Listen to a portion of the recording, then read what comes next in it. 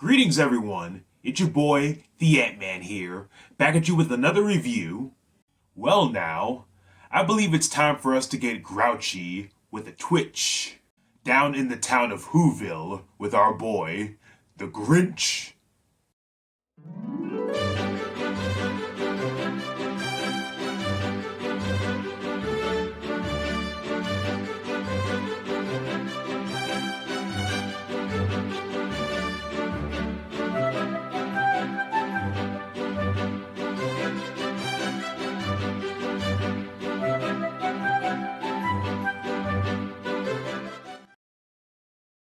Dr. Seuss's How the Grinch Stole Christmas came out in 1966 and was both directed and co-produced by Chuck Jones.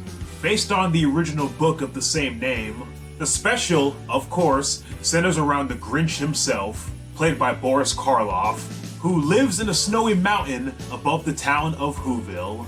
And let's just say, he's not too keen on the holidays. The citizens of Whoville are ready to come together and unite for the big day of Christmas coming up.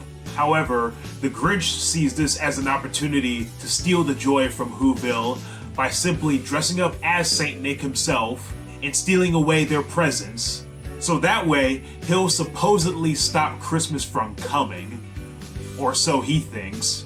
As you all may know, this special is highly regarded as a Christmas classic. Even if it is a special that's only half an hour long, it still resonates with you from the memorable story, to the awesome designs, to the bright colors, etc. And of course, since this is a Dr. Seuss story, there is a rhyme in pretty much every sentence of the narration. Speaking of which, the narration is also done by Boris Karloff, and let me tell ya, he does it as well as he does the Grinch. He does an excellent job with both of these roles. For the Grinch specifically, he gives off a very elegant and curmudgeon tone to his voice, along with a pretty sinister and actually kind of intimidating English accent. And believe me, for the Grinch, that is just perfect. Again, I know the special is only half an hour long, but the way they convey the emotion and visual storytelling is still really impressive. Even by an audience member who is just looking at the screen can tell automatically, even without the audio, what's going on.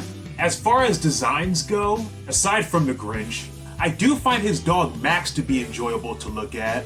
I especially love how, where the Grinch is a little more frigid and stiff in his movements, Max, of course, being a perky dog, he's always got a pep in his step. The Who's also look pretty charming on their own, especially little Cindy Lou Who is no more than 2. Aside from the animation and visuals, the one thing that a lot of people remember from the special is, of course, the main theme for the Grinch. The singer of it, Thurl Ravencroft, did a great job with the execution. His deep booming voice gives the song so much more personality. I will now take this time to mention that the ending to the special is also really well done. I love the fact that it builds up on the Grinch's reactions and how he's confused on why the Who's are not feeling sad about their presents being missing. And that's mainly because, well, the presents are not what's most important about the holiday. It's about spending the happiest of times with those that you love the most. So of course, that life lesson is the very thing that makes the Grinch return the presents back to Whoville and join in on their festivities. And as you would expect, he is now a goody two-shoes with a big heart. So yeah, I think it's pretty obvious why the original 1960s Grinch is considered a classic by many who watch it every Christmas. Everything from the cute visuals to the catchy music, this right here is most definitely a Dr. Seuss story worth listening to. Therefore, I give the original 1966 Grinch a 10 out of 10.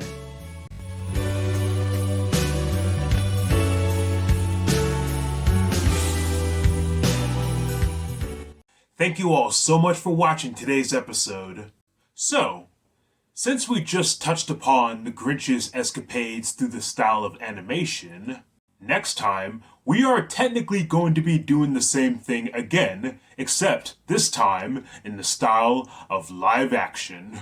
This will be a very interesting adaptation of The Grinch, you see, for it will star one of the best comedy acts in history, and his name is Jim Carrey. But until then, here's your boy the Ant-Man signing off. Deuces!